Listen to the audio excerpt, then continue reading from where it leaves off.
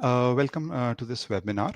Uh, this session will be conducted by Sunita. She is going to be our main host today. Now, Sunita is our verbal lead at GMAT Wiz, and she has been in the test prep industry for close to 15 years now. And she has taught tens of thousands of students, and she has helped students ace the verbal section in the entrance exams. I'm going to be a co-host. My name is Saqib, and I am the product lead at GMAT. I also have an experience of close to 10 years, and my specialty is I like teaching quant, and apart from that, I love building quant products that can help students in the entrance exams, be it GMAT or anything. Okay. Now, as far as this webinar is concerned, we are going to conduct this webinar. The webinar is basically divided into three parts. Okay. I'm going to take about, say, 5 minutes to discuss who are we. Okay. And then Sunita is going to take over, and then she's going to discuss critical reasoning, and she's going to talk about what are the best ways, three best ways, what are the three things that you need to keep in mind to ace critical reasoning. Okay. After that, we are going to have a short Q&A session. In case if you have any queries related to any general GMAT questions, prep-related questions, or critical reasoning, or anything at all, then we are going to cover that in the third part of the webinar. Okay. So let me start off with the first part of this webinar very quickly. So let's talk about who are we. So as I told you that we have been in this test prep industry for close to 10 to 15 years now. Okay. And while teaching students, what we realized was that most of these students face problems like these. Like number one is that they have to plan the study themselves, right? They don't, whenever they're taking a quiz, they don't know how to analyze their strength and weakness. They have to do it on their own. And obviously they do not get any individual attention, right? And this is something that a lot of students face. I'm sure you, while starting a preparation, you must have wondered, okay, from where should I start? What should I do? How much time should I put in this particular section? All those kind of questions must be going through your mind, right? Similarly, while taking a quiz, you see a score of 60%, but you don't know what to do with it, how to analyze your strengths and weaknesses, and there's no one to help you out. And as far as the current test prep industry is concerned, most of our test prep industry companies, what they basically do is in the test prep industry, that they provide a study plan, but the plan that they provide is a very static plan, like a 1-month plan or a 3-month plan, right? They're not adaptive as such. So for example, if somebody is good, he may need less time, right? If somebody is starting off fresh, he may need, say, more time to complete or prepare for the exam. But these plans are not really flexible. So that's one of the very big pain points that I've seen for students. The second pain point that I've told you is that statistics. You see a lot of data provided to you based on the quizzes, but they're not actionable. You don't know what to do with it, right? You just keep on taking quizzes hoping that one day you'll improve. And finally, even if you feel that you'll take some external help, say for example you decide to go for private tutoring or whatever, that turns out to be really expensive, and it's not an option for everybody, right? So we saw all these pain points, and what we decided was that we need to cater these for a student to do well. Okay, and that is why we decided to start off GMAT Wiz. And what we believe is that GMAT Wiz is the world's only truly personalized course. Now, a lot of companies claim that they are making personalized courses, but what we believe is that we are the one who are actually doing it. And let me tell you how very briefly. What we basically do is we provide the study plan. So our study plan is basically integrated with our course only. Okay, and it's adaptive in nature. Okay, so for example, no two students are the same, right? They two different students might need two different kind of study plans. As I told you, somebody might need less time, somebody might need more time to do well. So the personalized study plan makes sure that you get only those things that you need to study to do well. Okay, the quizzes that you take, now most of the quizzes that you usually take are static, right? You take a quiz, you see a score. But in our case, what we do is we provide real-time improvement modules. So for example, if you take a practice quiz, okay, on the basis of that quiz, what we do is we look at what questions you have got wrong, and on that our analytics basically decide what things that you are weak at, what concepts that you need to study again. So we provide you that separately.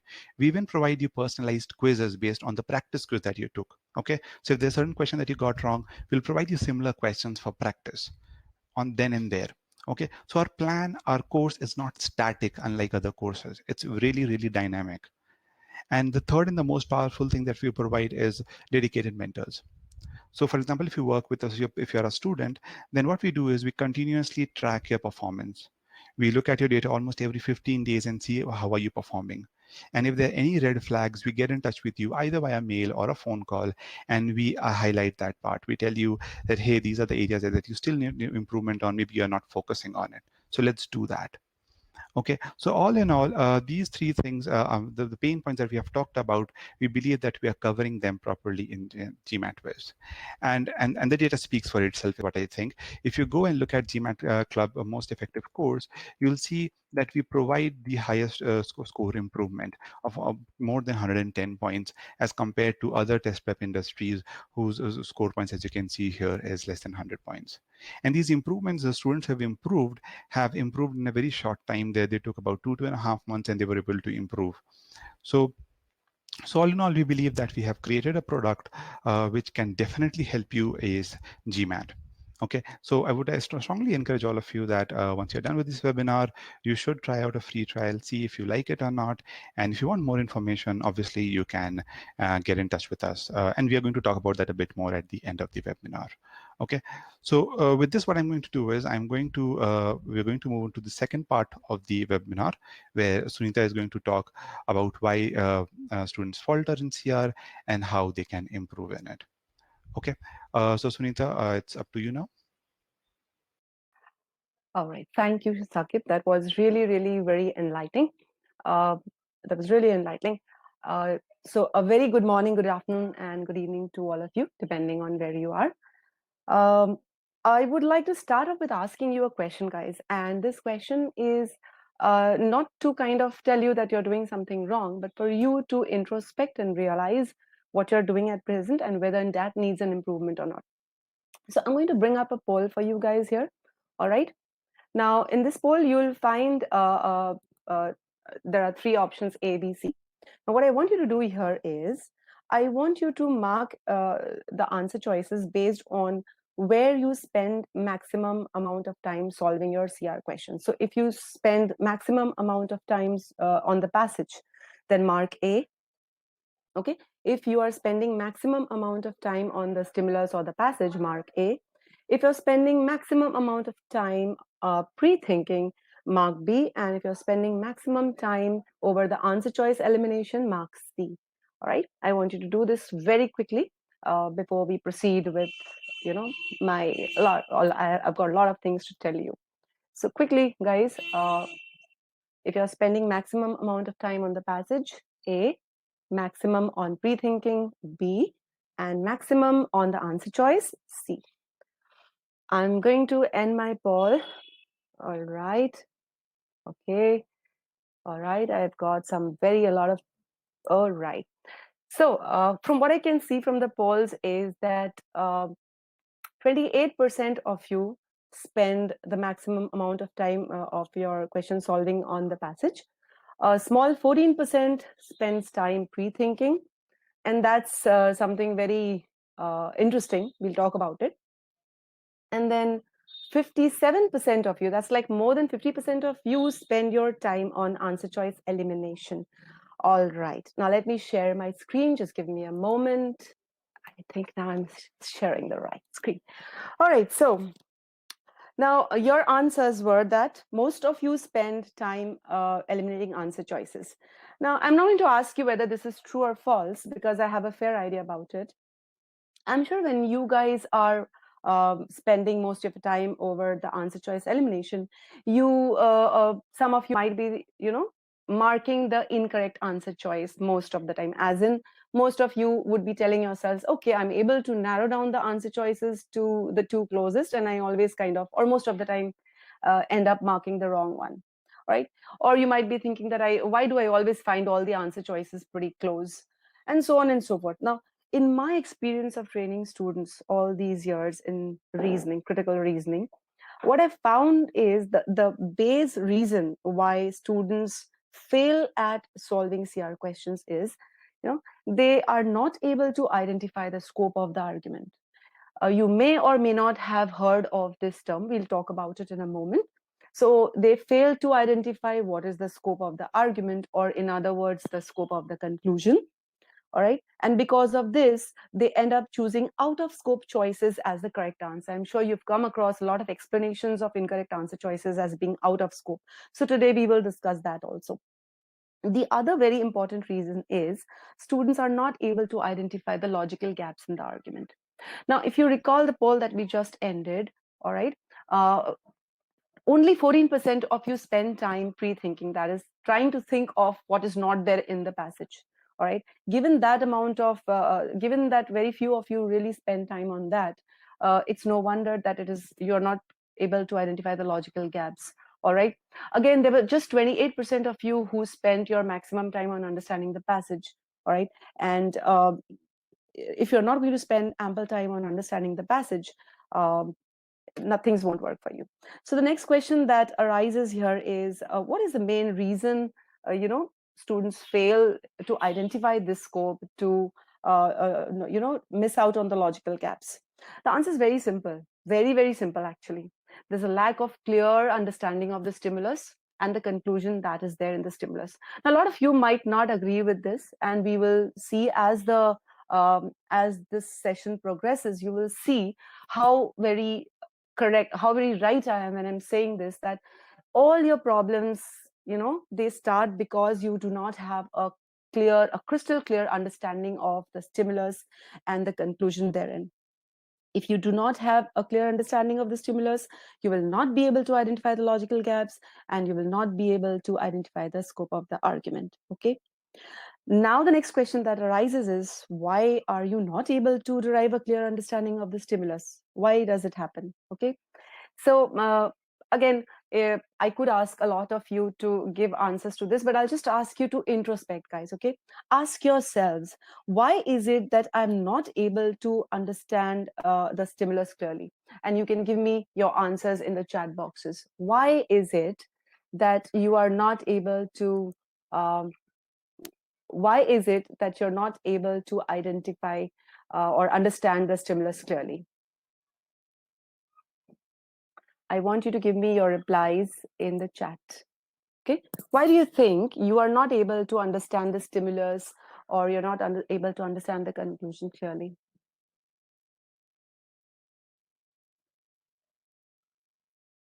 Yes.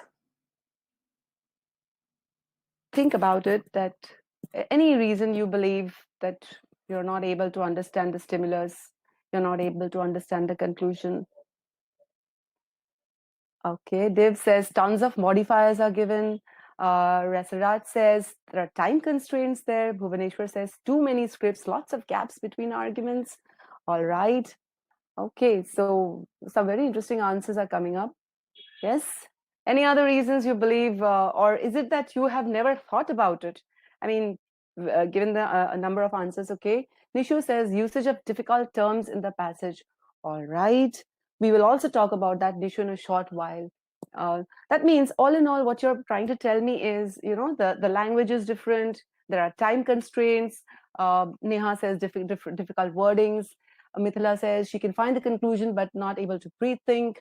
Tanuj says unable to interpret the conclusion in the specified time frame. Yes, Tanuj, I can identify with that problem. Siam says doing CR after CR is hard for me. Well, Siam, it's not the number of questions that you practice, it's the quality and the way you do it. And that's what we are going to look at today. So just hold on to that thought.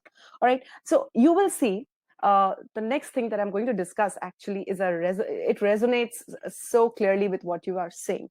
So the reason why you're not able to understand the stimulus clearly is this. Okay, you kind of just read the passage in a hurry. I'm sure you do that. You understand some parts of the passage, some parts you are kind of confused, as you were saying, you're not able to follow the words, and there are a lot of modifiers, huh? And what you do at this point of time, you tell yourself, okay, I'll get back to the passage for clarity on this issue later. Let me finish reading the passage quickly. Let me reach the answer choices. Okay, this is what goes on in your mind. I'm sure about it. All right. So what happens is you proceed, and then by the time you reach the answer choices, you're already like panicking, huh? You're already stressed because of the time. You're thinking, oh my god, I've already spent time on the passage. Now I've lost time. All this is going on, okay? All this is going on. And because of all this, what you eventually start doing is this, okay? You have not understood the stimulus correctly. Now what you're going to do is, when you're going to go to the answer choice, you're going to go back and forth, back and forth, back and forth. You're going to waste time, huh? You're going to waste time, and you're going to panic about time. You're going to choose out of scope answers. You're sometimes in your hurry, you're going to mark an incorrect answer choice which is just before the correct one, and this is a trap that GMAT lays so very cleverly. And what will happen, the worst part is, in all your confusion between answer choices, and you that confidence level goes down, and this hurts your performance in SC and RC too. You can see this ripple effect.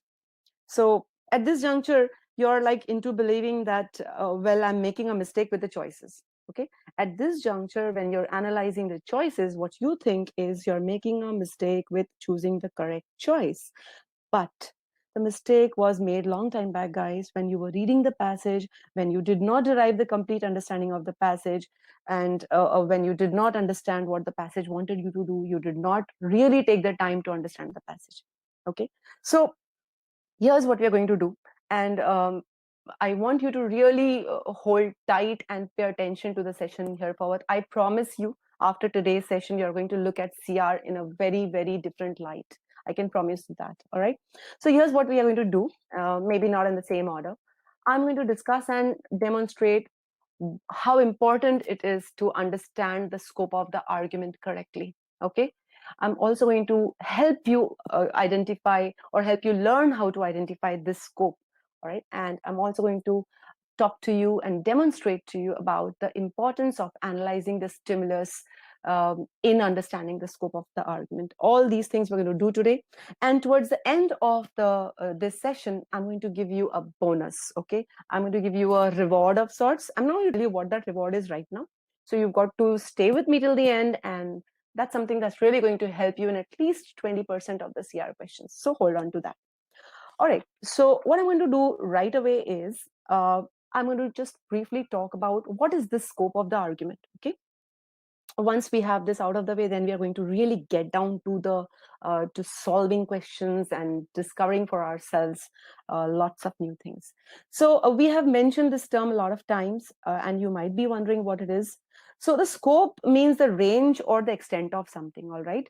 So what you can think of the scope of an argument is as a range up to which the argument's power or the impact of the conclusion prevails. Imagine the range to be a circle. So imagine your argument to be a circle, all right? And within this circle, you have a lot of ideas which are related to the conclusion. But beyond this circle, you have ideas. Beyond this circle, you have ideas which are related to the argument, but they do not make any impact on the ideas that are inside the argument. They don't change anything about the conclusion within the argument. And these ideas are out of scope ideas. Okay. They, again, I'm going to repeat this, they are related to the argument. Okay. But they do not affect or impact the ideas that are already present within the argument, and therefore they are out of scope. They're not within the scope of the argument. And let me tell you this, guys, GMAT's favorite method of trapping students is to come up with such out of scope ideas as part of the incorrect answer choices. Okay. So when now, I'm sure you're going to agree with me when you listen to this. I'm sure when you say that the answer choices are very close and I often end up marking the incorrect one, what is really happening is you have failed to understand the scope of the argument, and therefore you're choosing the incorrect answer choice. Okay. Yes. So I know all this sounds very new to you, but this is true. We've experimented a lot with this. We've proved that this is what happens. Okay. You have failed to understand the scope, and therefore you, most of the time, you land up choosing out of scope answer choices. So it is very important to understand the scope of the argument. Okay. Um, it will help you eliminate many incorrect answer choices because you will have a better understanding of the argument. All right. And that is going to be really, really important for you. One thing that you should note right away is that it is important in order to be able to understand the structure of the argument. I mean, in order to be able to identify the scope of the argument, the first thing that you need to do is you have to understand how the argument is built, the structure. You also have to understand how the author's line of reasoning works. What is the author really saying, the thought process of the author? And these are the two things that you'll need to do to understand the scope of the argument. So now that I've kind of explained what this scope of argument is, and I've also stated what is required, let me now help you um, uh, identify the scope of argument and show you how that identification is going to help you eliminate the incorrect answer choices, the out of scope answer choices. Okay, so for that, what we'll do is I'll bring up an official question.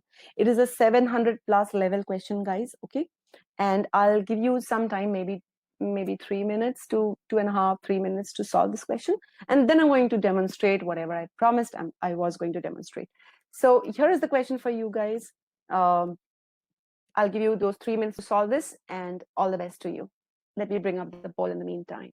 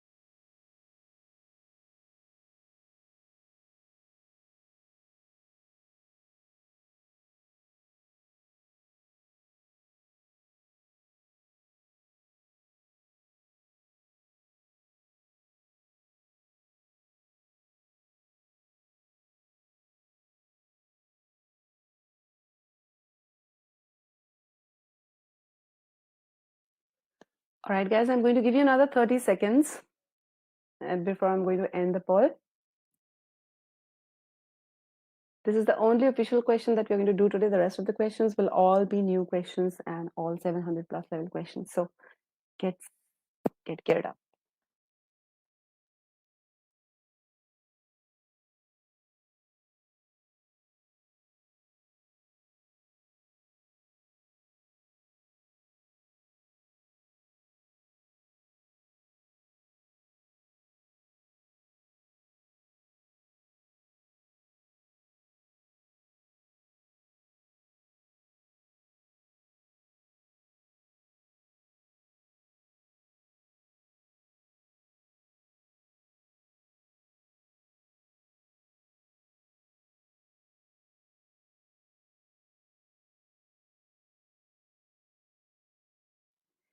All right, the last 10 seconds, I'm going to count down. So 10, 9, 8, 7, 5, 8, 7, 6. I'm so sorry. 5, 4, 3, 2, and 1. Okay, I'm going to end the poll, guys, and there goes. All right, so we've got 3% of you going with choice A, 10% of you going with choice B, 17% going with choice C, 50% of the class says it's D, and 17% of you say it's E. Now, the thing, guys, for any question that we discuss on this session is not whether you got it right or incorrect, okay? Whether you got it correct or incorrect, because often, I'm sure you have also experienced this, that even if you have not really reasoned out the question well, you've got it correct. Okay, so what we'll be looking out for during the discussion is whether you got the question correct for the correct reasons, and this is very important. This is one of the reasons you keep on making mistakes, CR question after CR question, okay, because you do not really introspect whether your reasoning was right or not. So hold on to that. I'm going to get into the discussion right away, and there it is. Okay. All right, so now pay attention, pay close attention to the process that I follow. All right, the process matters because the process is going to help us establish the scope of the argument. So we are now into the first step, analyzing the stimulus and the question stem. Let's read together.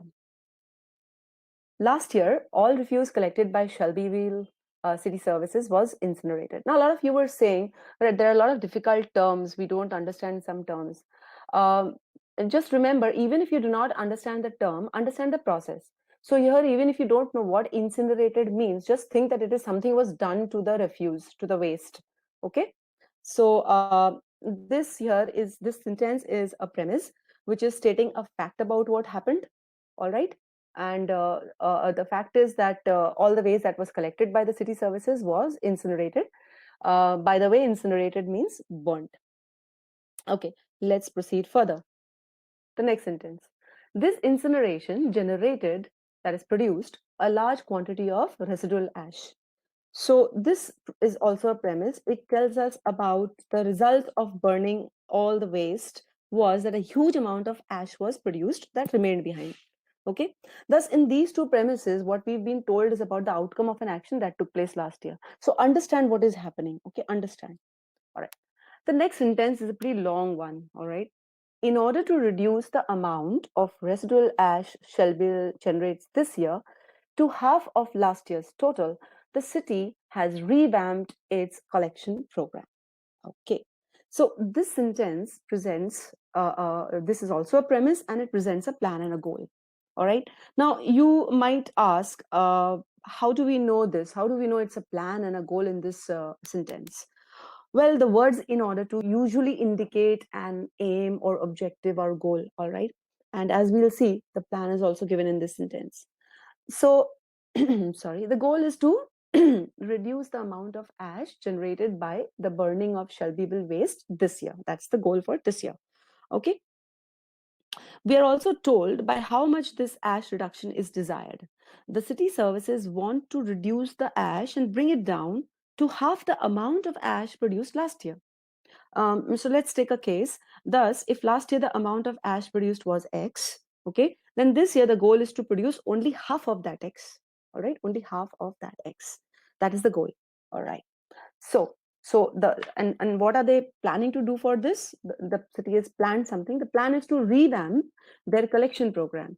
So revamp means to change the way they were collecting their waste. Okay, they're going to do that, and by that they aim to reduce the amount of ash, okay, by half of the ash produced last year. Let's now read the last sentence. This year, city services will separate for recycling. Okay, so they are going to take out from the waste, separate for recycling, enough refuse to reduce the number of truckloads of refuse to be incinerated to half of last year's number. Again, you can read this sentence by breaking it up. That's what I do. I break it into small chunks and read it.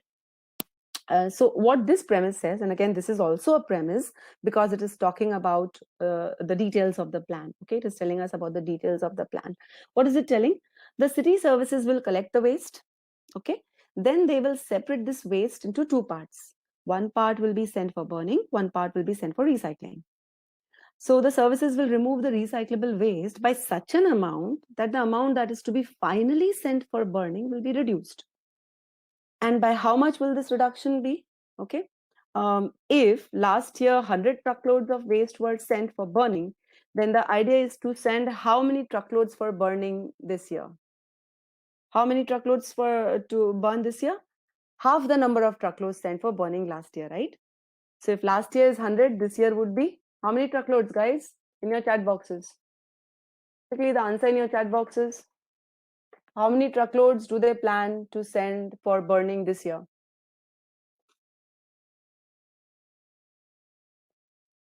That's very simple. Come on, guys. I want to see how many of you all are really doing this.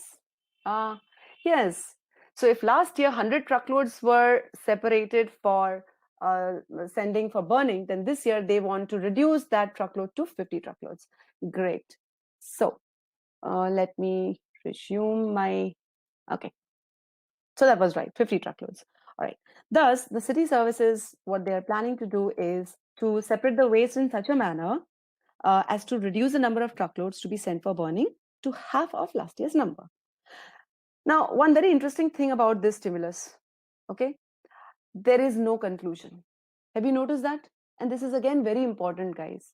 Remember, we were talking about identifying the scope of the conclusion. So, to identify the scope of the conclusion, it is very important to understand what is the conclusion. And interestingly, this stimulus doesn't actually contain a conclusion. Okay, all right. So we'll have to look to the question stem for identifying that conclusion. Let's see. There's the question stem. Which of the following is required for the revamped collection program to achieve its aim? All right. So the question stem. Okay, let me just take a pause here. Some of you might have solved this question earlier also. It's an OG question. But remember, what you're trying to prove here is the process. If this process can be replicated for every question with absolutely 100% accuracy. So hold on to the process, okay? All right. So let's see. What does the question stem, from the question stem, what can we derive? Now, the question stem is asking us to identify a choice which will be needed to ensure that the goal of the revamped collection program is met. So from the question stem, we can derive that the conclusion is actually the revamped collection program will be successful in achieving its goal. And what is its goal? Its goal is to reduce the residual ash this year to half of the amount of last year. Okay, so in other words, the full conclusion would be the revamped collection program will be successful in reducing the amount of residual ash generated this year to half of last year's amount. Okay, all right, so this is the conclusion. All right, have you seen how we drew the conclusion by analyzing the question stem? Now, one more thing remains to be done. Okay, that is, what are we really looking for in the answer choice? Now, the answer choice has to be true. The word required tells us that the answer choice has to be true for the conclusion to be true. Okay, thus it is an assumption question because we know that a must be true condition is required for the conclusion to be true, indicates an assumption.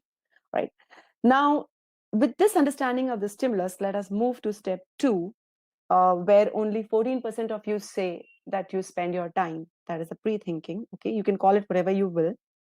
We'll move to that step where we will understand the scope of the argument and identify the logical gaps. And you will be able to do that because you have understood this entire stimulus correctly. Now, I'll ask a very quick question to all of you guys. Huh? So, all of you have solved this question. Just answer a yes or no. Okay, just answer a yes or no. Is this analysis that we have just gone through the same as the analysis that you did? Or is it not? And don't be shy of answering a no, guys. It is very, very important to know where we are going wrong, right? So let's see. Just answer a yes if your analysis was absolutely the same as this. Answer a no if it was not. All right, so I'm getting quite a few no's, which is good, guys, in the sense that you are getting to understand a way of identifying or analyzing the stimulus correctly. And believe me, your CR solving is never going to be the same after today's session. Great, I'm also getting some yeses, and which is wonderful. If you're doing it this way, perfect. Just keep on with that. All right. So don't be disheartened if you've not been doing it this way. Take this as a sample question to learn how to analyze, this. Okay, Neha has put in a very interesting question, and let me answer this quickly. Neha says there is a version of approach to CR that we should read question stem first, then go to the stimulus. Now, Neha, I'll tell you what will happen here. Okay, you will read the question stem. Let's say you read the question stem in this case. You read which of the following is required for the revamped collection program to achieve its aim. Now, you do not know which revamped program we are talking about. You don't know what its aim is. So, okay, that's okay. You'll go and read the stimulus. Once you read the stimulus, you'll come back to the question once again to see what you're supposed to do. So you're actually wasting time, right? All right. you'll any which way reread the question that second time, and reading that first time is not really going to add to your understanding. So I hope you that helps. All right, so great. Now let us move to the second step, and the most important, where we are going to help you identify the scope of the argument. Okay, so yeah. The conclusion was the revamp collection program will be successful in reducing the amount of residual ash to half of last year's amount. Now, what is the scope of the argument? Now, listen to this carefully. What is my argument concerned with? The concern of the argument is the reduction of residual ash this year to half of last year's amount. Therefore, any new information, okay, that shows beyond doubt that yes, indeed, the amount of residual ash generated this year will be at least half the amount, it will not be more than half the amount of residual ash generated last year, that will fall within the scope of the argument, okay? I'll repeat that. Sorry. The concern of the argument is the reduction of the residual ash to half. So any new piece of information that shows that yes, the reduction of residual ash will be half of last year's amount will fall within the scope of the argument. Any new information which shows this. And at the same time, we can understand that the scope of, I'm so sorry, guys. The scope of an argument is actually defined by the concern of the conclusion, and therefore it is very important to identify the conclusion. There might be choices where you have new information, guys, but if that new information does not impact or affect this concern of the conclusion, it means it is not within the scope. Okay, so if in an answer choice you come across new information that does not influence or tell you anything about the amount of residual ash generated, then that answer choice is going to be out of scope. Okay, so that is how you identify the scope of the argument. The scope of the argument is defined by the scope of the conclusion, the concern of the conclusion. Anything that does not concern the conclusion is out of scope. Okay, so I hope you have understood that. The next step is to identify the logical gaps. Now, obviously, in order to identify the logical gap, you have to identify what is given. Okay, you have to see what is given, and then only you can think about what is not given. And you will know what is given only if you have analyzed the stimulus correctly. So your maximum amount of time solving a CR question should be spent on understanding the stimulus, guys. Okay, remember that.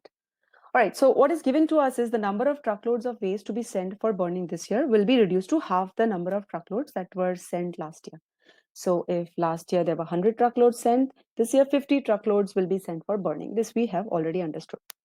All right, so if now what is given is last year 100 truckloads of waste burnt generated X amount of ash. So this year per truckload, so the last year per truckload ash generated was 100 by X. So last year, the amount of ash generated by each truckload would have been 100 truckloads divided by the total amount of ash generated, right? X. Okay. So what is not given to us, the logical gap, is we don't know how much ash will be generated by each truckload this year. Okay. We know about the ash that would have been generated last year by each truckload. This year's each truckload, how much ash it will generate, we don't know. And that's the gap. That's the missing gap. That has been filled with the assumption that this year, 50 truckloads of burnt waste will not produce more than half of last year's amount. That is half of X. Or in other words, we can say a truckload of waste sent for burning this year will not produce more residual ash than that produced by a truckload of waste sent for burning last year. All right. So if I were to put it in more simpler words, the assumption is the reduction in waste to half this year is equal to reduction in residual ash to at least half. All right. So I want you guys to give me a yes if you have understood this process of identifying the scope and the logical gap, guys.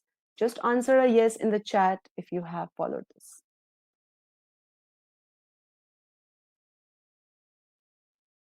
Yes, Mohak, we will be giving you a recording of this session. Don't worry. You're welcome, Neha. Yes, great, guys. This is really heartening to see you guys putting that yes. So remember the learnings from this. This is what we're going to apply in the rest of the session. And I'm going to give you that bonus I promised towards the end. Shubhankar, hold on to your seats because I'm going to kind of keep repeating a lot of these things in the upcoming questions. For the most part, all of you have understood. That's great. So let's get going to the next part. All right. The next part is very simple.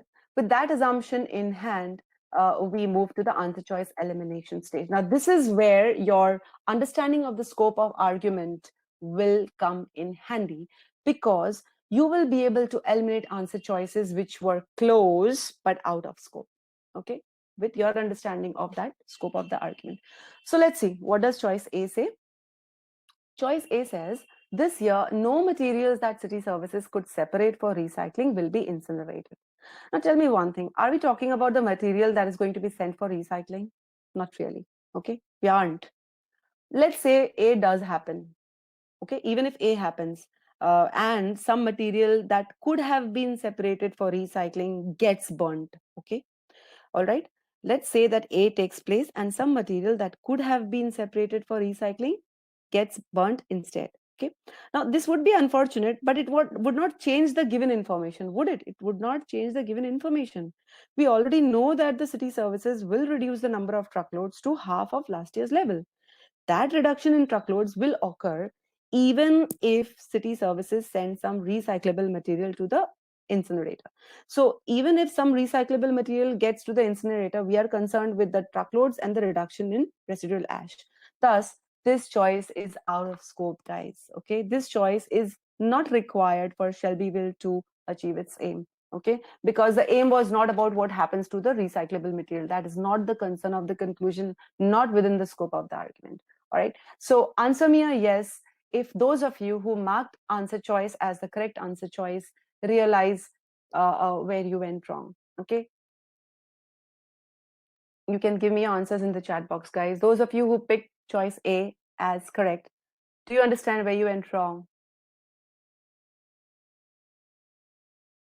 Had you understood the stimulus correctly, had you understood the scope of argument, probably you would not have made this mistake. All right, okay, so let's move to answer choice B. Hold on a sec, and let's B. Okay, so separating recyclable materials from materials to be incinerated will cost Shelbyville less than half what it cost last year to dispose of the residual ash. Now, does the scope of the argument cover costs of the revamped program? Are costs part of the scope of the argument? No. We're not concerned with the cost of the program. We're trying to determine whether reducing the number of truckloads by half will also reduce the amount of ash by half. Okay, so this choice is also out of scope and is incorrect. Again, a very small percent of you did choose B, therefore, you should see how it is not within the scope of the argument. Let's move to choice C. Okay, choice C was probably the second most popular choice of the evening, so let's see whether it's correct or not. Choice C says, refuse collected by city services will contain a larger proportion of recyclable materials this year than it did last year. I'll repeat, refuse will contain a larger proportion of recyclable material. Now, again, understand here, we don't care how much refuse is collected or what proportion of that refuse is recyclable.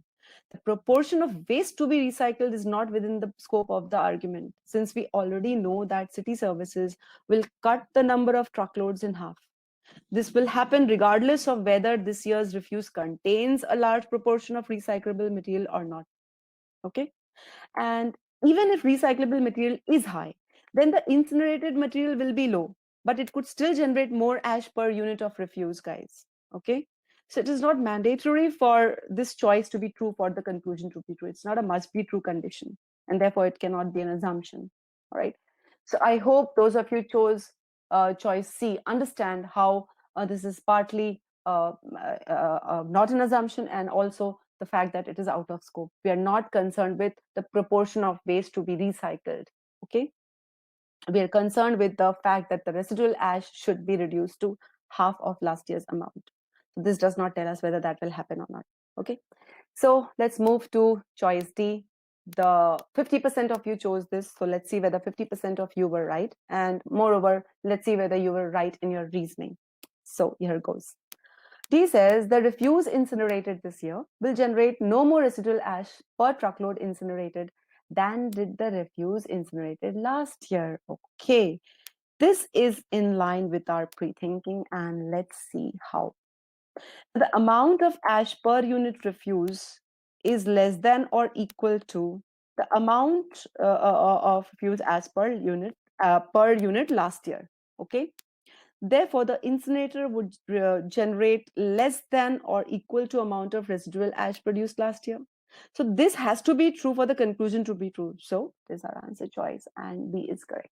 Understand, okay? The refuse that is burned this year will not generate more ash per truckload last year. And if you look at our assumption, what did it say? It was also saying that the residual ash will be reduced to at least half. Okay. So I hope this explanation is absolutely clear to you. All right. If you have any questions, you can ask me once we finish this discussion. Even though now we have identified the correct choice, and a big congratulations to all of you who got this correct, and a bigger congratulations to all of you who got this correct for the right reasons, guys. Okay. So let's quickly eliminate choice E with our understanding of the stimulus. The total quantity of refuse collected by Shelbyville City Services this year will be no greater than that collected last year. Now, the total quantity of refuse collected is not the concern of the argument, it's not within the scope of the argument. We don't care how much refuse is collected. The thing is, the quantity of refuse could be the same or greater, but the proportion of waste that is incinerated can still be less than what it was last year, since the number of trucks will be cut in half compared to last year. All right. So since this does not impact the conclusion, it is out of scope. The Shelbyville City Services could still achieve its aim without E being true. And therefore, choice E is incorrect.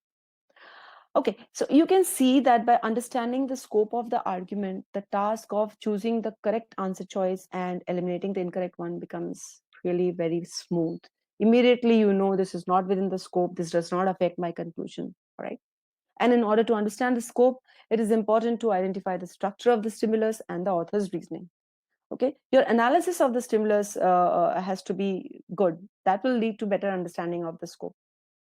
So I'm going to quickly show you how to analyze the stimulus, because a lot of you said at the beginning that it is very difficult to understand the information given in the stimulus. Okay, you don't know what is happening, a lot of modifiers, a lot of words that you don't understand, a lot of gaps are there.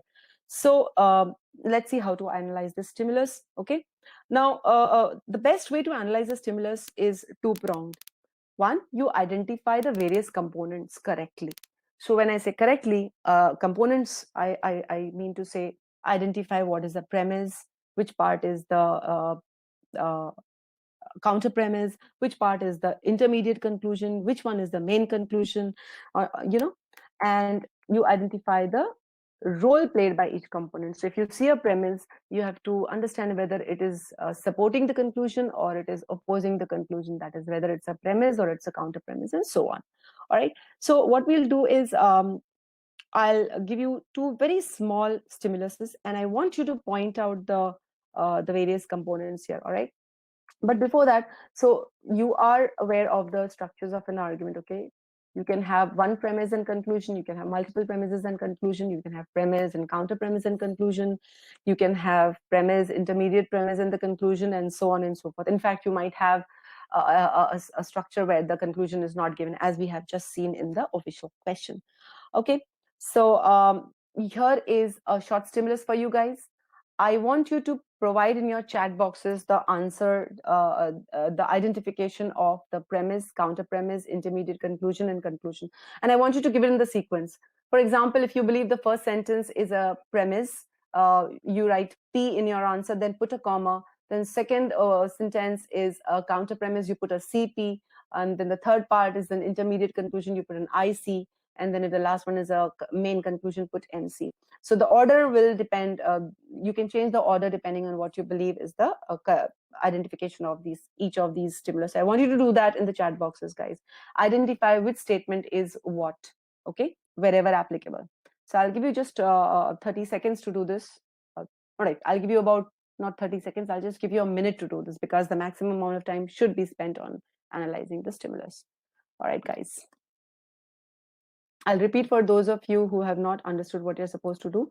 Read the stimulus, identify the various components, premise, counter premise, intermediate conclusion, and conclusion, wherever that applies. Okay. And put that in the order in the chat boxes.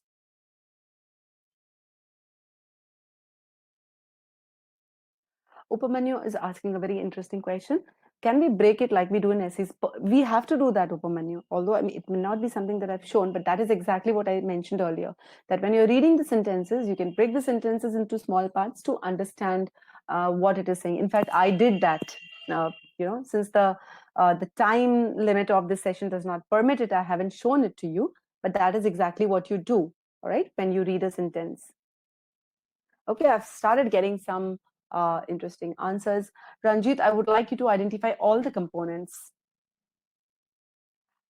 So Rasirat, all right, says the first one is a premise, second one is an intermediate conclusion, the third one is a counter premise, and the fourth one is the main conclusion. All right, let's see, we will talk about this. Ankita says first one is a counter premise, second one is an intermediate conclusion, third is premise, and the last one is the main conclusion. Radha Krishnan says premise, IC, in IP. All right, what's that? Okay, Upamanyu, the village monsoon is premise. Okay, I'm getting some very interesting answers. But the funny thing is, all of you agree on the conclusion. But as to the earlier components, as to the other components, you are there isn't a lot of agreement among you guys. So a lot of answers there. I'm really happy, guys. I'm really, really happy with the kind of interaction that we're having here. And let me show you whether this your identification of the components was correct or not. All right. So let's see. Here goes my analysis. All right. This is how we're going to analyze a stimulus, and this is very important. The village of Greenditch, so we're talking about a village, all right, is facing a shortage of water. Okay, so we're talking about water scarcity in the village due to failed monsoons. The reason given is there was no rainfall or there was very little rainfall. Okay, even if you don't know what is monsoons, just understand because of failed monsoons, there was scarcity of water, and that is what was there in the village. So this sentence presents a fact, okay, about what is happening in the village. So it is definitely a premise. Okay, it is definitely a premise. Whether it's a counter premise or not, we'll see later. Let's read further and see what is given next. It is expected that the yield of sugarcane this year will be very low. Now pay close attention, guys. Okay, pause for a moment and think. And this is what you need to do when you are analyzing a stimulus. Okay, think, is there a connection between this second sentence and the previous sentence? Yes, there is, right?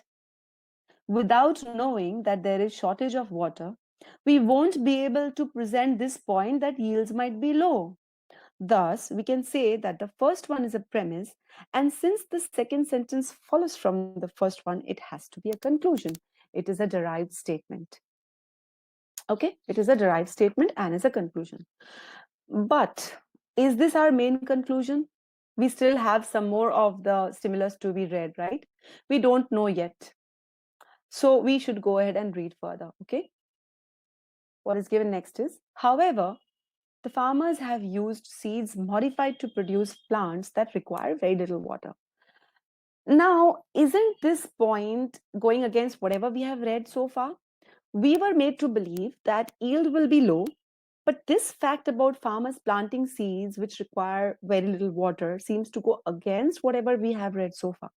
Okay, so we don't know what role this statement is playing, all right, but what we can say is that this is definitely a premise. It tells us about what the farmers have done already, so it's a fact, it's a done fact, and therefore it is a premise. Let's read the last sentence. Therefore a decent yield of crops can be expected. All right, so finally we get to know that apart from whatever the situation of low water is, we can still expect a decent crop, right? So this has to be the main conclusion, right? And what is this main conclusion based on? It is based on the premise that seeds that require very little water have been used by farmers this year. So now in after evaluating the entire stimulus, we can understand that the other conclusion has to be an intermediate conclusion. All right, and accordingly, if that is the intermediate conclusion, we can break down the argument in the following manner. Okay, the first premise, okay, is definitely the counter premise, guys, because it goes against the main conclusion. The first premise was that there is a water scarcity, and the conclusion is yield of crops, yield of crops will be good. So now we know that the first sentence is the counter premise. For those of you who identified it like this, very good. All right. The second sentence is the intermediate conclusion. All right. Since it is not the main conclusion, but it is a derived statement. The third statement is the premise which supports the main conclusion, and the fourth one is the main conclusion. So for those of you who got that right, a big kudos. This is exactly how you must analyze a stimulus. This stimulus was deliberately kept simple so that we can demonstrate how to analyze a stimulus, guys. But the same process should be applied, the same kind of questions you should ask yourself, and answers you should put for yourselves when you are reading a stimulus. If you are aiming to spend about 2 minutes, 2.5 minutes for an average 700 plus level question, then that at least a minute and maybe a minute and 15 seconds should go towards analyzing the stimulus, more if required. Because once you have got this right, once you have got the stimulus correct, the scope of the argument in, in your heads, you have understood the conclusion, eliminating the answer choice is going to hardly take you 30-40 seconds. Okay, and trust me when I say this, I have a lot of data to go by. All right, so what we need to understand, there are two more things I want you to understand here. This is the layout of the each of the statements. The thing to be noted here is the counter premise, that is the first statement, is actually a premise for your intermediate conclusion. Can you see that? The counter premise is actually the premise for the intermediate conclusion. And the intermediate conclusion is in a way acting as the counter premise for the main conclusion because it goes against the main conclusion. All right. Okay. So I'll give you one short stimulus for you to analyze the same way and put your answer choices. I'm not going to, when I give you the answers, I'm not going to discuss in detail, but I'll tell you definitely what is what. So here's another 30-40 seconds, a minute for you to analyze the next stimulus. Here comes. Go ahead, guys, and put your answers in the chat boxes.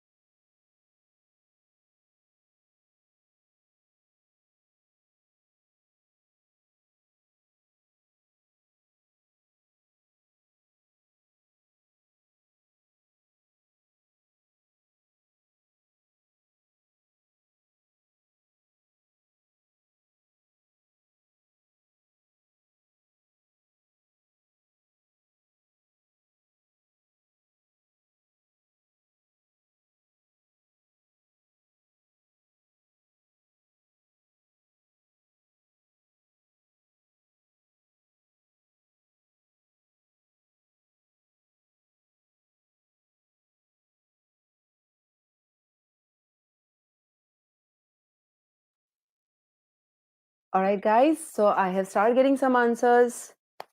Let's see. I'll wait for some more answers.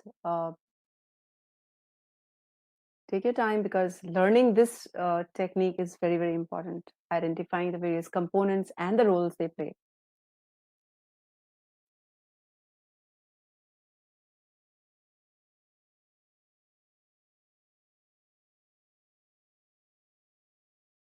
Okay, so I have some of you saying the first one is a premise, the second one is a counter premise.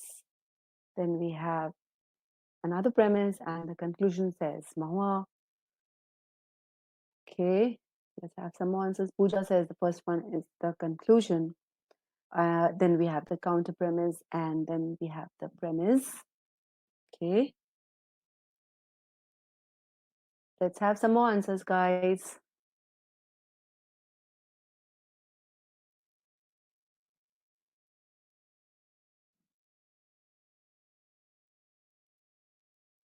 Yes, can we have quickly some more answers? I'm sure it should be simple, right? Ask yourselves the questions.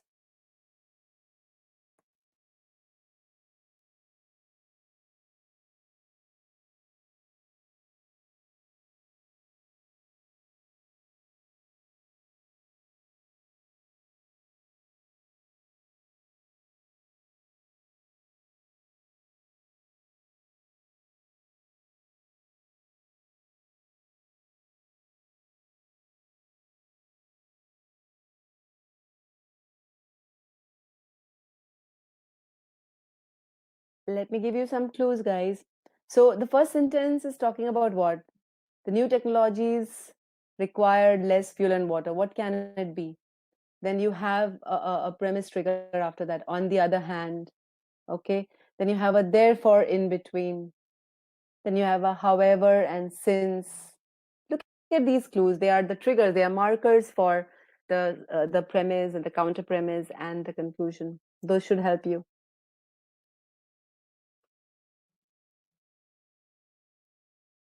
All right. I think I'm going to start the discussion. Uh, 10 more seconds, guys, for me to see your answers. Come on, talk to me. Show me that you've been able to analyze this. And don't be scared of putting your answers in, guys. It really helps me to get to know you. So this 10, 9, 8, 7, 6, 5, 4, 3. Rasiraj says, I guess the second statement solves two purposes, counter premise and intermediate conclusion. Very good, Rasiraj. That's good. That's good. That's good. Very good. This is the kind of thing I want from you guys to be able to, with this guidance, to be able to see for yourselves what role, which part of the stimulus is playing. Bhuvan Talks says the first is a premise, the second one is a counter premise, and the last one is the main conclusion. Well, the last sentence is the main conclusion, but is it only the conclusion or is it housing something else? Okay, let's see.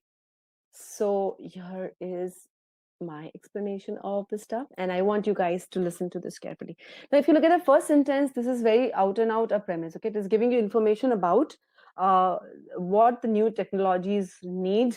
Okay, the new technology for making of paper requires very little fuel, less fuel and water. Okay, so definitely we are comparing it to some old technology, most likely, which requires more fuel and water. Now, after that, you have premise two. Okay, the second sentence is, at least this part of the sentence is a premise marked by on the other hand. Now, on the other hand is often taken as a counter premise trigger. Okay, on the other hand. So let's see. This sentence is telling us a negative fact about the new technologies. Okay, so most likely it is a counter premise so far in terms of comparing the first sentence and the second sentence. All right. So the new technologies require a lot of labor is a counter premise. On the other hand, marks that as a counter premise. And after that, the sentence continues with a therefore, which means this part of the sentence is definitely the intermediate conclusion, as we will see in a while. Okay. Um, so this part tells us that the new technologies could offset the reduction in fuel and water cost. Okay, this is an intermediate conclusion based on the counter premise that the new technologies require a lot of labor, and also based on the first premise, which says that less fuel and water is required. So one part of indication is it would lead to reduction in fuel and water usage. The other is increase in use of labor. So therefore, the offset could be that that's a derived statement and therefore is an intermediate conclusion. Okay. Let's look at the last sentence. Now, in the last sentence, as I told you, there's a since. Now, the since is a premise marker, a premise trigger, as we have taught in our course also. So this piece of information is a premise. It's a fact that labor is cheap compared to the cost of water and fuel. Okay. And the conclusion is, however, the overall cost of paper manufacturer will reduce significantly. Okay, that's the main conclusion, as most of you have got that right. So all in all, if I really look at the relationship here, what I have is this, and follow this closely.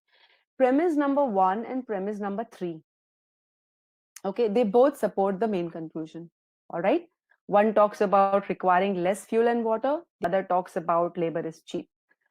On the other hand, premise 2 counters the main conclusion, okay? That is why it is a counter premise. It goes against what the main premise is saying, sorry, main conclusion is saying. Finally, there's another thing that you can notice, premise 2, okay? Premise 2 supports the intermediate conclusion. And this intermediate conclusion acts as the counter premise for the main conclusion, right?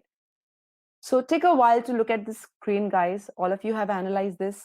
And I want you to answer me a yes if you understand how this is derived. And then we'll quickly move on with our session. So answer me a yes if you have got all this. Let me see some of the questions here. Tanuj says, isn't there a significance of the word could? Yes, Tanuj. We are talking about an opinion here. That is the significance, that an opinion is being offered here. Okay, good.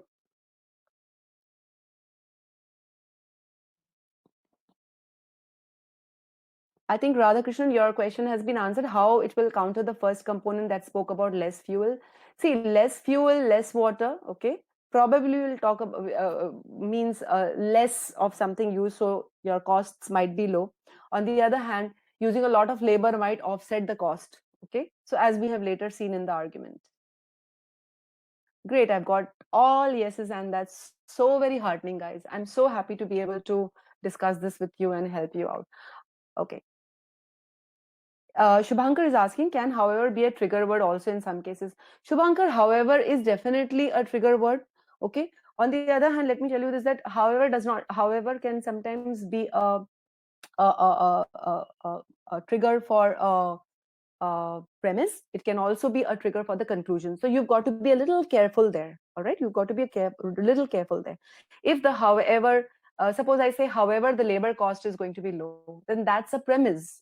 On the other hand, if you look at this question, it says, however, the overall cost will reduce significantly. That becomes a conclusion trigger. So you've got to be a little careful. You're most welcome, Tanuj. So let me, now that we have so far seen how to analyze the stimulus by identifying the various components, we've understood how to identify the scope of the argument, how to identify the logical gaps. I'm going to give you a full-length question to try out your newfound knowledge. I'm going to give you exactly 3 minutes to solve, guys. And that third minute extra is for all of us who are just learning to get on with this. All right. So here comes the question. Let me bring up the question, guys. Okay, here's the question for you. Right. So all the best. Let me bring up the poll in a moment.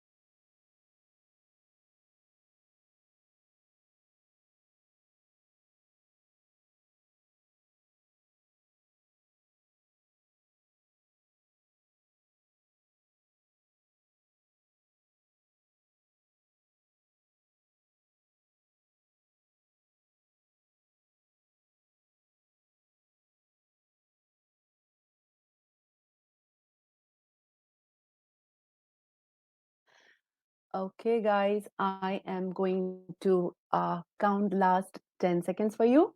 And if you've got your answers ready and not filled in the polls, please do that.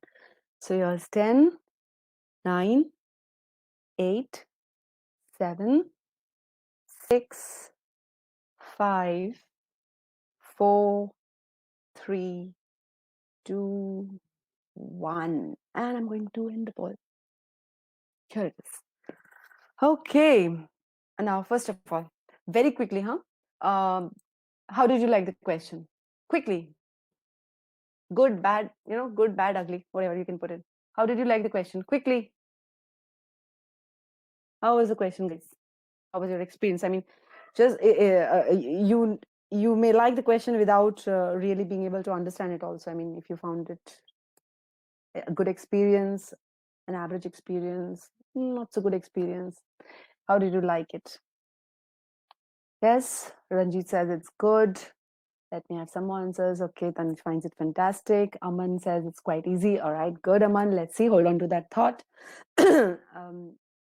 Sometimes if you're able to put in the process correctly, we are able to solve the question. But let me tell you, this was not an easy question as such. Okay, so Nishu finds it good. But I'm so happy that a lot of you have got the answer right, guys. So mm, Rasirat said it's different. Okay, Rasirat, holding on to that thought, different. Now, can you guys tell me what is the conclusion in this? What is the conclusion of this argument? Okay, just write in short, what is the conclusion? Yes, Radhakrishnan, good question to begin the practice. Absolutely. Shubhankar says options B and E were intriguing. Well, all right, Shubhankar, that's nice to hear. So I want you to point out what is the conclusion of this argument, guys. What is the conclusion? Because as I said earlier, questions you can get the answers right without getting the reasoning correct, and which is why next time you solve a question you may not get it correct. So I want you to tell me what is the conclusion of this argument. It's very important. The passage does not state very clearly what is the conclusion. All the question asks us to do is that the argument should be weakened. But what is that argument? What is the conclusion? Rasirat says the price shot up is the conclusion. Siam says the price shot up is the conclusion. Radhakrishnan says increased price of ivory goods. Nishant, very good. Nishant says the first statement is the conclusion. Kira, very good. The success of efforts is the conclusion. Perfect. Okay. Shweta also says, I hope it's Shweta. First sentence is the conclusion. Suman says price increase. Ankita says the second statement, if the efforts had not been successful, is the conclusion. Now you see, what you guys can see is there is a confusion regarding the conclusion. Okay. Yes, Tanuj, it's the first sentence. All right. So how will we know if it's the first sentence is the conclusion? Well, that's a different discussion altogether, how to identify the conclusion. And one of the things that we teach in detail in our course, how to identify the conclusion. But in this case, okay, putting our learnings into practice, let's see how we can identify that the first sentence is the conclusion. So here is my analysis, and let me get started. All right.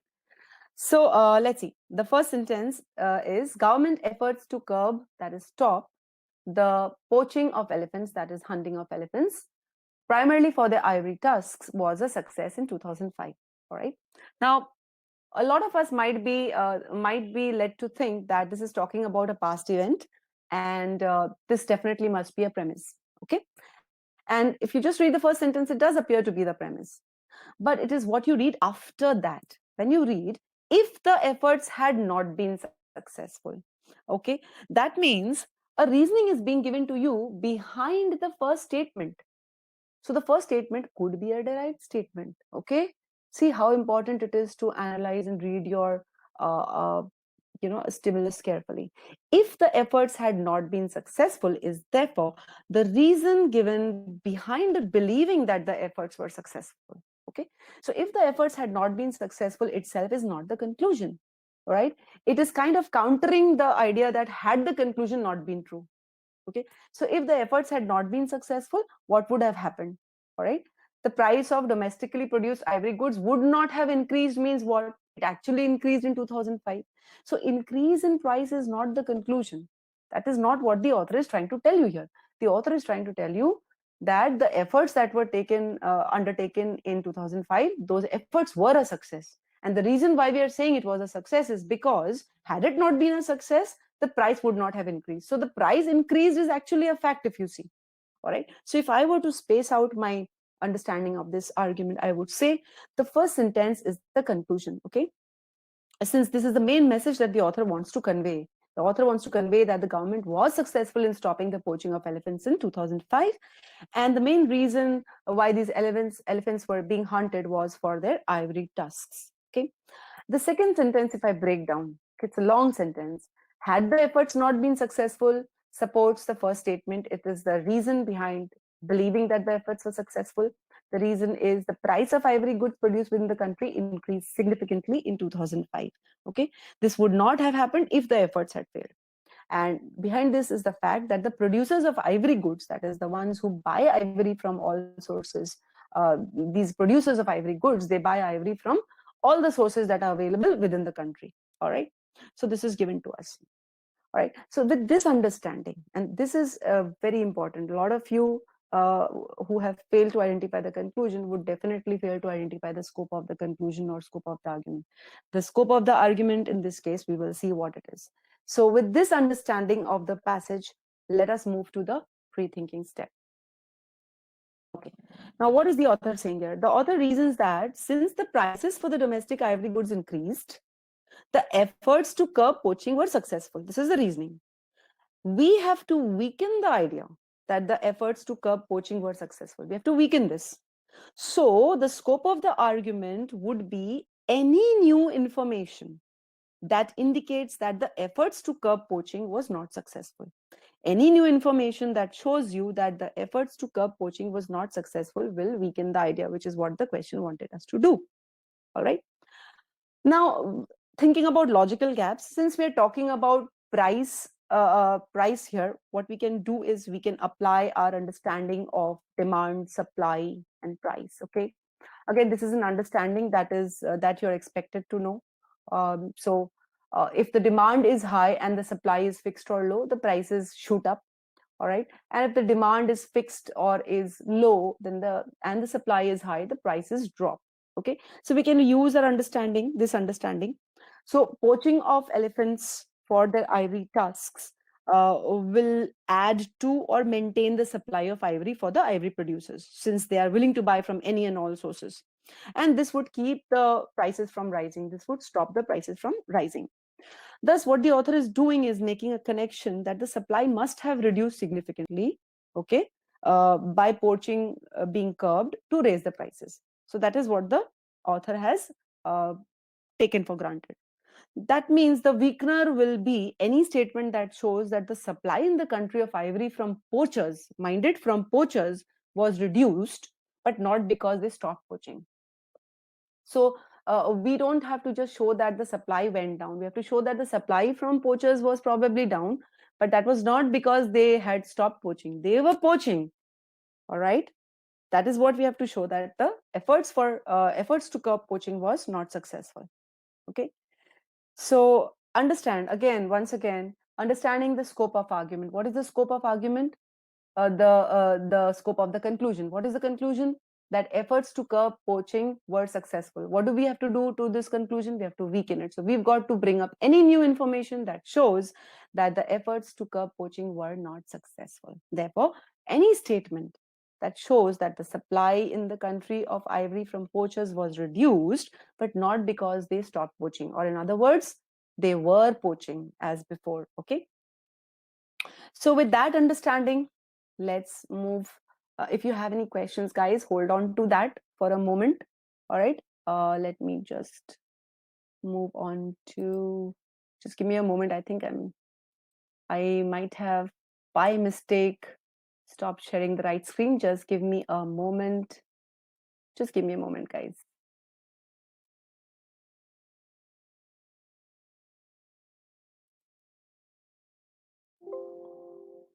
Just give me a moment. And here is my. Where am I lost? Yeah. Okay. All right. Now let me share the right screen. Okay, so hold on a sec. My screen share on, and oh, finally. I'm so sorry, guys. So there was some glitch. Okay, let's continue with this. So now the next step would be all right, let me just bring the screen up once again. Also, this is where we'd reached. So when we are trying to think of a weakener, again, this is an extension of thinking. Okay, you can think of ways in which we can show that the poachers were still hunting elephants, yet the price supply might have been reduced. Okay, so for example, these poachers could now be selling their goods outside the country. That is why maybe their supply reduced in the country, but they were not poaching less. Okay, so with that thought in mind, let's move to our answer choice elimination. If you have any questions, just hold on to that. Probably they'll get solved while we are answering, while we are going through this answer choice elimination. Now, option A, you can see, is in line with our pre-thinking. Okay, poachers started getting a significantly better bargain abroad for their ivory in and around 2005. So this choice is in line with our the pre-thinking. All right, it indicates that the poachers are still poaching, but they are selling the ivory outside the country, thus reducing the supply of ivory domestically and raising the price. So see, this choice accounts for everything that is happening in the question. Okay, the question was telling you that the price of ivory goods increased, so you cannot say actually that the supply did not decrease. So the supply definitely decreased, which is why the prices increased. But you have to show that the supply did not decrease because of reduced poaching. And this choice shows just that. Okay, this choice shows that supply reduced and prices increased, but the supply did not reduce because of reduced poaching, but it was because most of the poached goods now were being sent abroad. So let me just check how many of y'all got this correct in the polls. So just give me a moment. Okay, 26% of you got that right, which is a good number because this was not really a very easy question, guys. All right, this was not really a very easy question. It was a 700 plus level question, and 26% of you getting it right is a healthy percentage. I would have loved to see more, but I'm sure if you've gone wrong, we will see very soon where you've gone wrong. All right. What I want you guys to introspect is this the way you thought the question, and did you get it right for the right reasons? All right. This is what I want you to think to yourself. Um, Rasirat is asking a question. Available sources within the country is a trigger to counter abroad selling.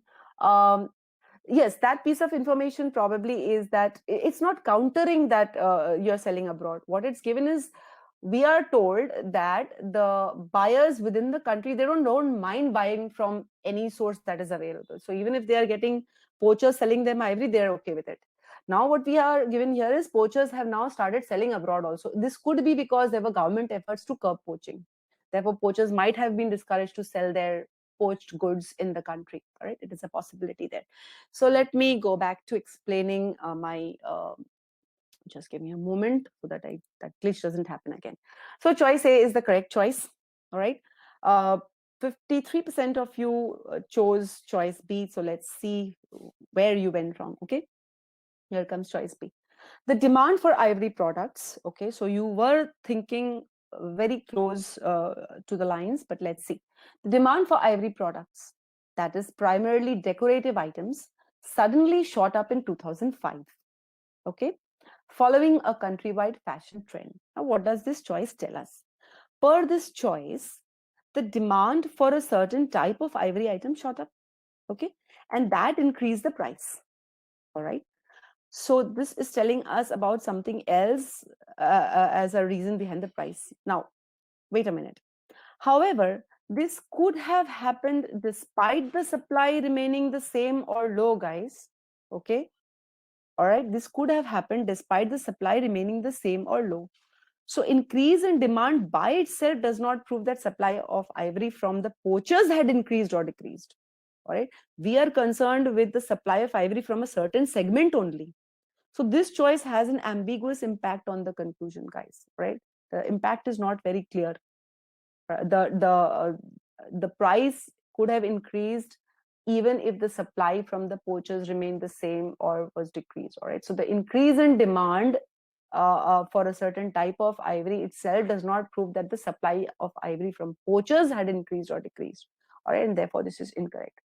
So 53% of you chose this as a correct answer. Have you understood, guys? Take a moment to absorb this and answer me in the chat. Have you understood where you went wrong?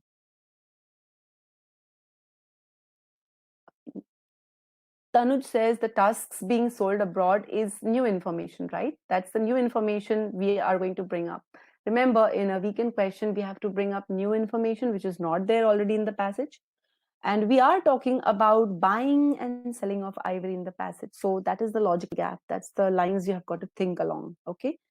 Um, right. So I'm waiting for the answers, guys. Those of you who chose choice B, and 53% of you chose choice B, is it clear to you why choice B is not the correct answer? Choice B does not tell us whether supply from poachers decreased. Okay. It tells us another reason about it does give us an alternate reason, but does not actually weaken the reason given in the passage. So this is a classic case here. All right. Aman says, yes, Aman, it was a trap. And these are the kind of traps you will avoid.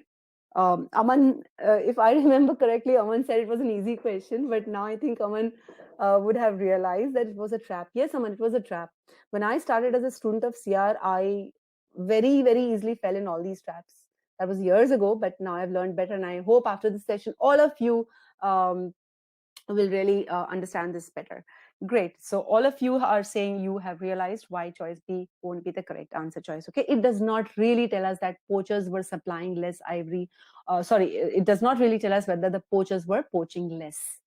So this choice in a way is not within the scope of the argument. Remember, the scope of the argument was that poaching has been reduced.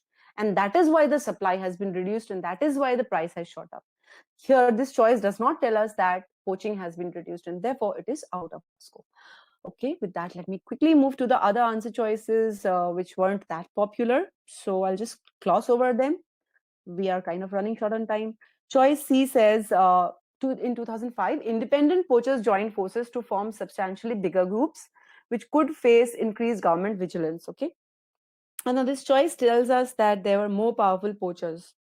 But whether they were able to continue poaching in the face of government efforts is not made clear by this choice. It just says there were more powerful poachers, but we can't assume that they were poaching more or they were poaching less. All right, that assumption cannot be made, and therefore this choice is out of scope since it does not impact my conclusion. It does give me new information, but it does not weaken the conclusion. Choice D, in 2005, poachers identified a unique and untraceable technique of hunting elephants. Well, it indicates the poachers were better equipped to hunt. Does not tell us whether they were successful in continuing to poach using those techniques, therefore, out of scope again. Quite a few of you chose choice C, so I'm just going to dwell on this a little bit. Choice C says the producers of ivory products. So we are in a way talking about the buyers of ivory are always ready to pay exorbitant prices for raw ivory. So they are ready to pay any amount of prices since they know that they can recover their money. Now, this choice adds to the already given information that the producers are willing to buy ivory from all sources. It just expands on that. For this choice, the increase in price could have happened because producers were buying ivory at high prices and thus adding to their cost of production. However, this choice does not indicate why the producers were buying ivory at high prices. Okay. So it could have been because ivory was low in supply or because the sellers of ivory had hiked their prices for some reason. All right. It does not actually tell us that the poachers were poaching less and therefore it is out of scope. Okay. And therefore it is incorrect. All right. So with that, I'm coming to the bonus part of my session, guys. So hold on to your chairs. Um, by now, we have demonstrated very important strategies for solving CR questions, and that is understanding the scope of the arguments, analyzing the stimulus correctly. All right. And the third being the identifying the logical gaps correctly. All right. Uh, the bonus which I was talking about strategy is to sometimes pre-think using certain frameworks. For those of you, what in our course we have certain frameworks for some typical types of question constructions, and these frameworks can be used to successfully solve certain types of questions. Okay, it is easier to pre-think if there is a call it a shortcut, if you will, call it a guided pre-thinking, if you will, whichever.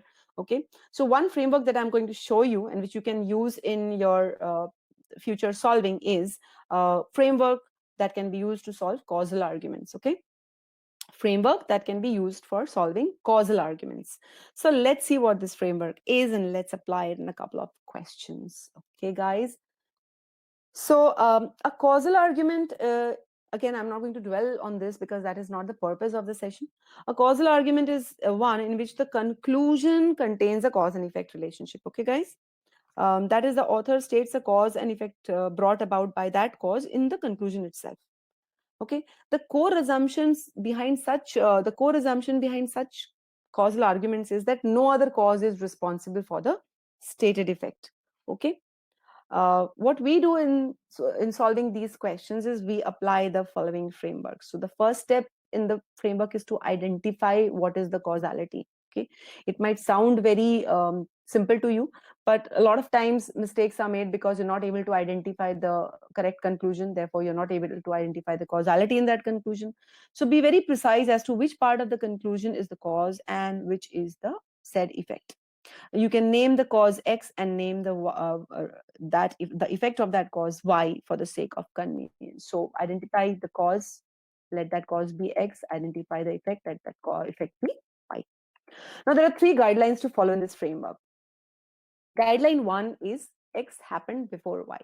Okay, so the author here assumes that no other correlation in terms of time frame exists between X and Y. All right, X and Y did not happen as a coincidence. The author assumes that. The two events could not have happened because of a third common cause or whatever. All right, so the author clearly assumes that the cause must have happened before Y. Right, this is the first guideline along which you can think when you're thinking of assumptions behind causal arguments. The second guideline is nothing else caused Y, that is, no alternate cause exists. As stated earlier, if there were any other cause possible behind the effect, the author could not have arrived at the conclusion. All right. The third guideline is there's no reverse causality. That is, Y could not have caused X. So when you are pre-thinking for causal arguments, you can think along these three guidelines. The first step is to identify the causality, and then you think along these three guidelines. Okay, these are the three things you just remember and you put it in sequence. And we are going to apply this framework in a question that is coming up now for you. Okay. All right, guys, let me just tell you about a small thing. We might be disrupted around 9 o'clock. If you know, those of you who are from India, you know, because of the coronavirus, there is a solidarity observation that we are going to do at 9. So in case the session is disrupted for about 10 minutes, just hold on to that, drink water, relax a bit. Hopefully I'll try to finish off the session before that. Okay, just in case. So this is just telling you that in case we are kind of there is some kind of disruption in the middle of a question discussion, just hold on to that. We'll resume. So here's the question for you guys to apply this framework. Look at it for a moment. You identify the causality.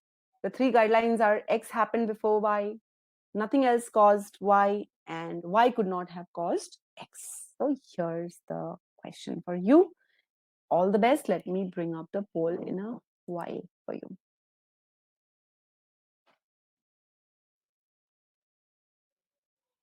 Nishant, were you asking about the question on poaching? Yes, it is above 700. All right. So this question which I've given you is just 700 level. So let's give it a shot. Let me bring up the poll.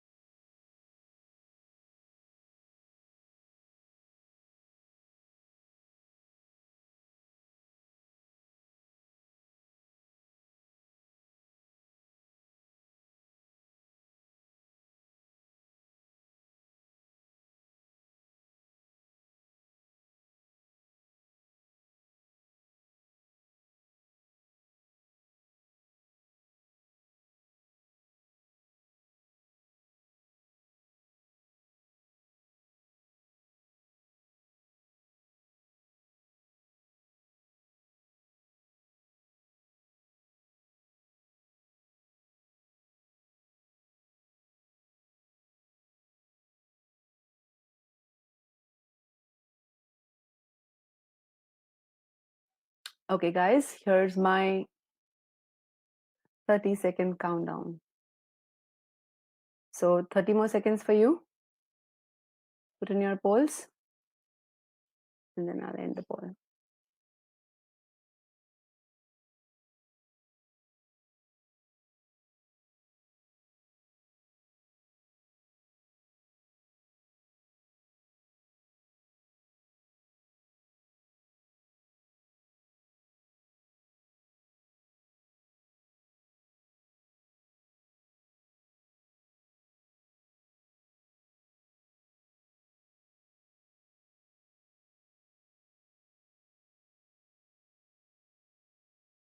All right, the last 10 seconds. 10, 9, 8, 7, 6,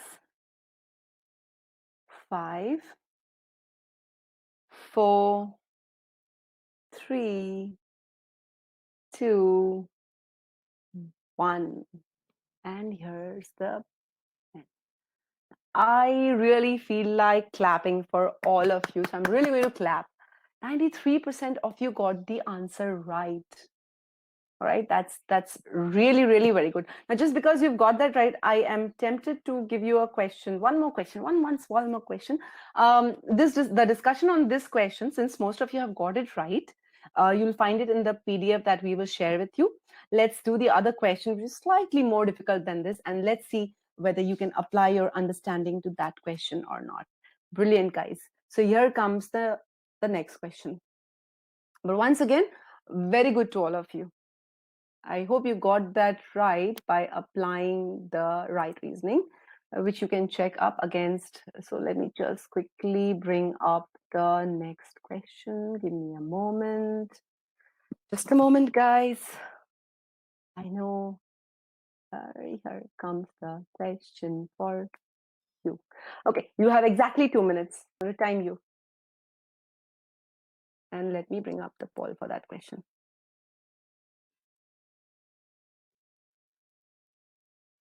Yes, Mohammed, correct answer was C for the previous question.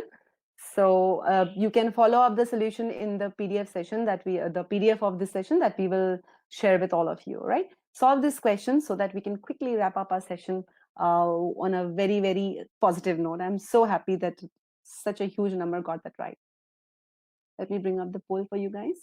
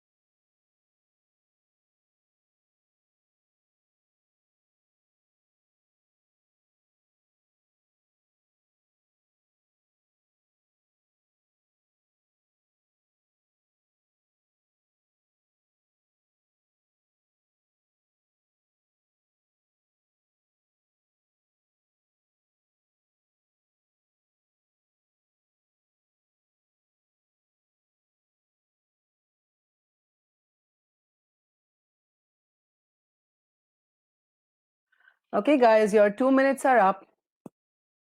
I'm going to count 10, 10, 9. Oh, I forgot. 8, 7, 6, 5, 4, 3, 2, 1. Okay, let me end this poll. And wow. Okay, let's see. So the results are very varied, you know. You've got 33% going with choice A, 25% with B, 8% with C, 8% with D, and 25% with E. So A, B, and E. Let's quickly go through this because, as I said, there is a solidarity movement that is up in next 10 minutes. So I'll again not dwell too much on the explanations, guys. So in case you have any questions, refer to the solution given in the PDF. All right. So the first sentence presents a premise. Okay, it's a premise which provides some factual information. Crocodiles that did not earlier exist in Fauna County were brought to the county half a century ago. The next sentence tells us that it presents a current situation. The crocodiles that were brought half a century ago are now there in huge numbers. They are preying excessively. They are eating the mena fish in significant numbers, and thus they pose a danger to the mena population. Okay, and we also know that the mena is the only source of omega-3 for the locals. So we can draw an inference here that the local people are probably facing a shortage in their only supply of omega-3. In the next sentence, we are being told about a plan. The county officials want to bring down the number of crocodiles in the county waters, and they have a plan. The plan is to introduce another fish, that is Runa, which is poisonous for crocodiles, but not poisonous to humans. Okay. The last sentence gives us another fact about this Runa fish. Okay. It says that uh, Runa might harm the small native lizard. So that presents a drawback to the plan. Okay. The drawback is that the Runa might cause harm to the small native lizards in the county water. Remember, native lizards, the lizards are native, but the crocodiles are not native. All right. So the last sentence now. The officials' plan, therefore, so may be good for the county people, but will obviously increase the threat to the native aquatic life. So the therefore includes the conclusion of the passage. The passage says the plan may be good for the people, but would endanger the native aquatic life further. So who is this? What is this native aquatic life? The small lizards that live in the water. With that pre-thinking, okay, let's move to so the scope of the conclusion is how we are supposed to identify the assumption behind this argument. So we have to identify uh, a point which will show us that the plan will indeed increase the danger to the aquatic life. Okay, let's see. Now, the plan may be good for the county people, but the plan will increase the danger to the native aquatic life is the conclusion. So it contains two parts, actually two effects. The cause is the plan to introduce the Runa fish. That is the cause, the plan. And there will be two effects of this plan. One, the effect will be good for the county people. Their omega-3 supply will not be threatened by the crocodiles as much as before. The other effect will be the threat to the native aquatic life will increase. All right. Thus, the author wants to convey on one hand that the plan might be successful, and on the other, that the plan will lead to a negative impact. Now, if you ask ourselves what is the main intention of the author, we will realize that the author really wants to tell us that the plan will increase the threat to the native aquatic life. Now, we have identified this as a causal argument because the conclusion contains a cause and an effect. So we can put our pre-thinkers guide framework to use. How? Let's see. The cause and effect is identified. Guideline 1, X happened before. Now, this does not apply here because the plan has not been put into action. Guideline 2, no alternate cause can lead to the stated effect. Now, listen to this carefully. The stated effect is there will be increased threat to the native aquatic life. All right. So no alternate cause can lead to this stated effect is no other bigger, let's say, problem. Okay, nothing else at present can cause an increase in the threat to native aquatic life. All right, that is the assumption behind this conclusion. All right, the author assumes that nothing else at present can cause an increase in the threat to the native aquatic life except for the plan to introduce the Runa fish. Okay, and the third guideline is um, that, so assumption one here is nothing else poses a bigger threat to the native aquatic life than the introduction of the poisonous tuna fish. Okay, because here you can look at questions like, what if the native aquatic life is currently facing a bigger threat than the one from Runa? Then the author cannot claim this conclusion. What if the small lizards are also being preyed upon by crocodiles? All right. In that case, the introduction of the Runa can actually save them from a bigger threat. So therefore, this would actually reduce the threat to the native aquatic life. All right. So in that case, the conclusion would break down. So ultimately, the assumption is that nothing else is a bigger threat to the lizards than the introduction of the poisonous Runa fish. All right. Okay. The third guideline quickly is no reverse causality. The author here assumes that the small lizards will not cause any significant harm to the Runa fish, because if that happens, then the conclusion will break down. With that, let us go to our answer choice analysis. A good percent of you chose option A. Option A says the officials have not been able to come up with an alternative plan to reduce crocodile population that will be completely safe for the native aquatic life. Now, is this an assumption? Okay. This choice does not have any impact on the conclusion if we negate this. Okay. If you negate it, let's say, even if officials came up with a completely safe plan, it was not possible to use it and they decided to use the Runa fish plan instead. This is therefore an out of scope choice. Okay, guys, I want you to understand that you cannot assume that the officials did not come up with a safe plan. Okay, it might be true, it might not be true. The point is that this plan will increase threat to aquatic life. All right, therefore, this is incorrect. Let's look at option B. Controlled experiments have proved the ability of the Runa to bring down the crocodile population by a significant percentage. Now, this choice definitely supports the success of the plan, but is it an assumption? Is it a necessary condition for the plan to be successful? No. Even if there haven't been experiments earlier, the plan might still be successful when put into use in the fauna county. So this choice could be a very weak strengthener, but it is definitely not an assumption. This is another one of those traps that GMAT lays, especially in assumption questions. And one of the things that we teach in our course is how to differentiate between the strengthener and the assumption.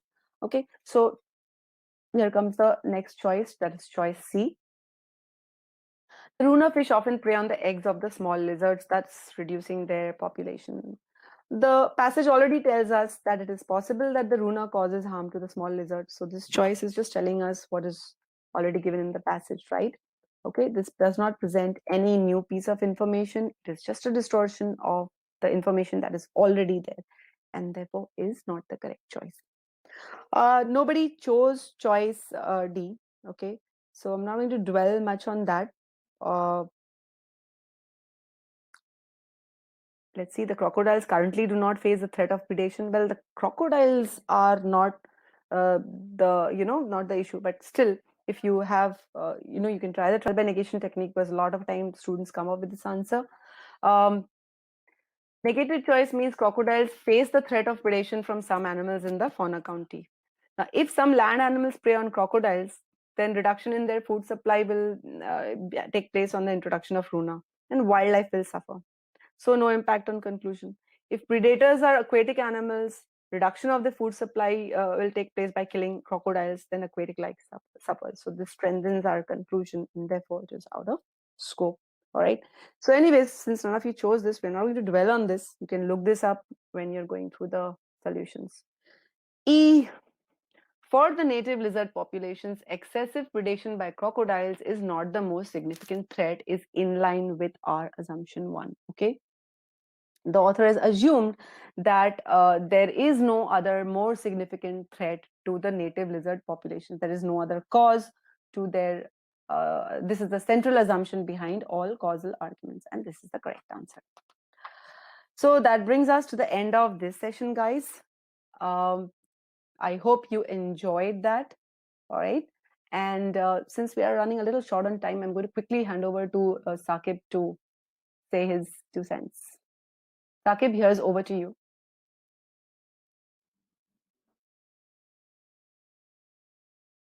Hey guys, so I'm sharing the PDF with you. Um, just look at in the file section, you'll be able to see the CR webinar PDF. You can download it from there.